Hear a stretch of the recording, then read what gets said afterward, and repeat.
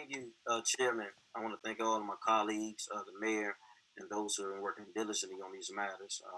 I guess for me, during this crisis, I've heard concerns from residents in the community through emails or social media from all aspects of life. This crisis has touched everyone from all ethnicities, all income levels. We've never seen anything like it before.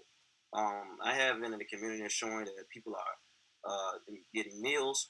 I don't know if you heard, but we are there are a lot of seniors in our ward that are going without food, and so we're trying to get more support as relates to that.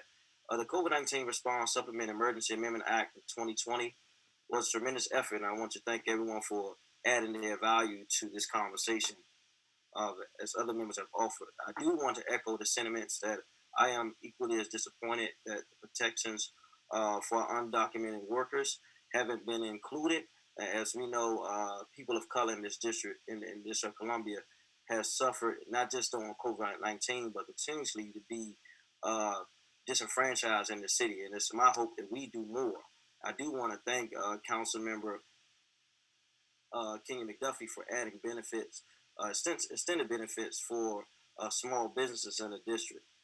This legislation supports unemployment benefits that allow for flexibility to incorporate additional benefits for federal government employees. I do want to note that what I saw was that we had about 37,720 claims last year. We had over 50,000 claims just in the last 2 weeks. And I have been getting a lot of concerns, emails, and tweets about people not being able to get access to unemployment benefits. So I want to push us to go a little bit deeper with the administration. I do want to thank Mayor Bowser and the city administrator for giving us feedback on how people can get uh, help during this time.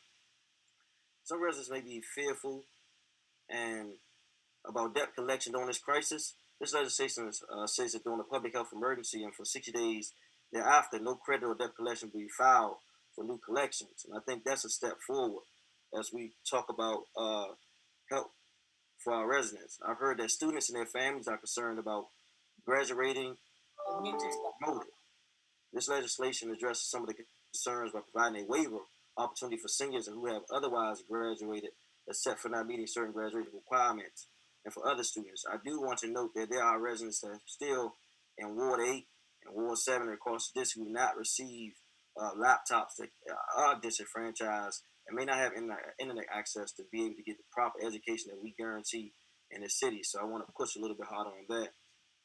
Um, for homeowners, legislation makes an opportunity to develop a deferment program for at least 90 days, a deferment period for mortgage payments. And I also want to echo the sentiments of Councilmember Brandon Todd about us pushing forward for those who pay rent, that they will not be set out because people are feeling insecure and fearful for their life may be if this goes on. You I do want to also share that we can do more. And we should do more to ensure that those in the city are taken care of. I know we didn't cover all areas in this legislation. I look forward to working with my staff. I want to thank my staff and my colleagues and their staff for pushing forward to ensure that our district of the Columbia residents are looked after. We cannot fix all the problems in this crisis that's thrown us because it's new to all of us. You can never replace the lives that has been lost, the time and people who were sick and never got back to normal. B, but as a people practice social distancing and stay at home, we can get through this crisis together.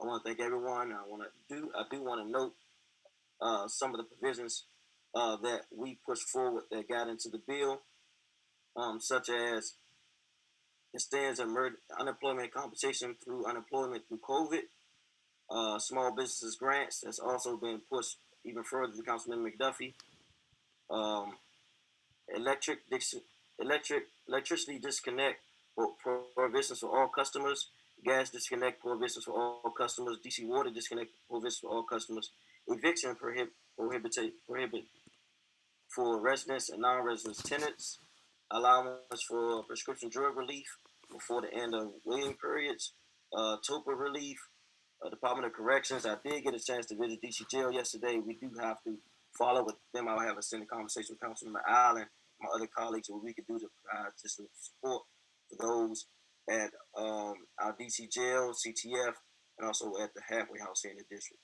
Thank you to all the members, and look forward to continue this work to ensure we stay strong on this time. God bless. Thank you, Councilmember White. I do want to note some of what you just mentioned were features in the emergency we approved 3 weeks ago, but I think it's correct to be looking at the two bills together. That is what we are trying to provide help. Those are the ways that we're trying to provide help to our residents and businesses.